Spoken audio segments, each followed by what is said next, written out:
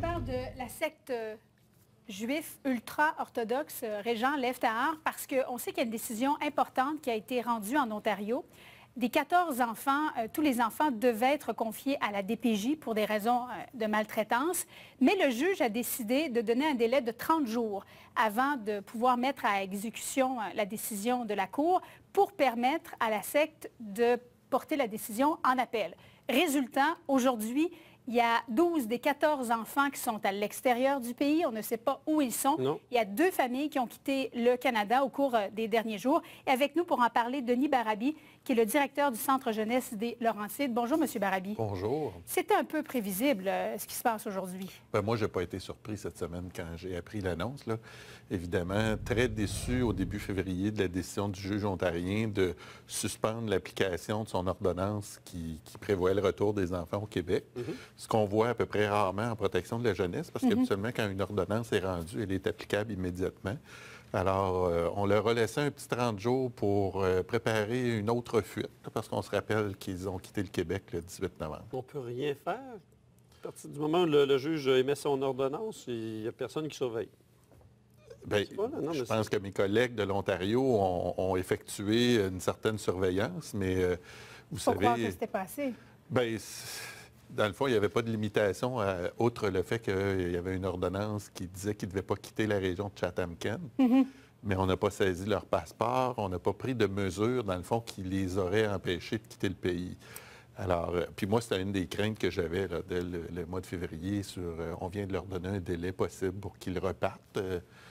Le passé est garant de l'avenir, on dit des fois. Là. Et bon, là, ce que ça prend pour les retrouver, c'est un mandat à l'international pour coopérer avec les autres autorités. Je sais que la DPJ l'a demandé. Est-ce que vous l'avez obtenu? Bien, je pense que, on est en droit international. Ce sont des procédures complexes et longues, et parfois longues. Je vais m'assurer de complexes. Alors, moi, ce que je demande, c'est que, on a fait des démarches, autant, moi, j'ai un service de contentieux, on est en lien aussi avec le ministère de la Justice pour regarder tous les avenues sur le plan légal qui nous permettraient de ramener ces enfants-là. Et en même temps, j'envoie des messages à mes collègues en Ontario pour leur dire il reste quand même une centaine d'enfants dans cette communauté-là. On peut tous s'en occuper avant qu'ils, eux aussi, quittent. Là, parce qu'on a des rumeurs qu'il y a des préparatifs qui feraient que tout le monde quitterait pour le Guatemala. Donc, vous dites là, il faut s'adresser à nouveau aux tribunaux, puis on prend cet exemple-là, puis on dit, bien, regardez là, ce qui s'est produit. Est-ce qu'on peut faire ça? Bien, moi, je ne suis pas un spécialiste de la loi de protection de la jeunesse ontarienne. J'ai fait un petit cours 101 là, depuis 4 mois. Une immersion? Oui, une immersion. Ils ont des recours.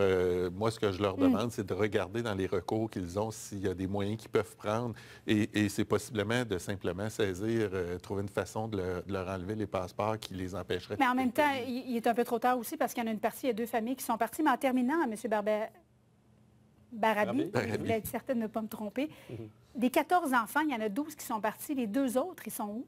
Bien, moi, des informations dont je dispose, mes soupçons m'amènent à penser qu'ils sont probablement dans l'État de New York parce qu'on sait que le père du bébé qui est concerné, là, parce qu'on dit 2 enfants, mais c'est une mère de 17 ans avec son bébé qui est né en septembre. Alors, on sait qu'il y a eu des allers-retours entre le mois de novembre puis la semaine dernière dans l'État de New York parce que c'est un citoyen américain.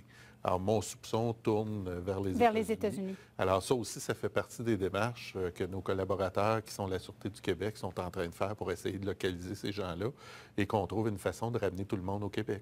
Monsieur Barabi, je le rappelle, directeur du Centre jeunesse des Laurentides, merci beaucoup d'avoir été avec nous.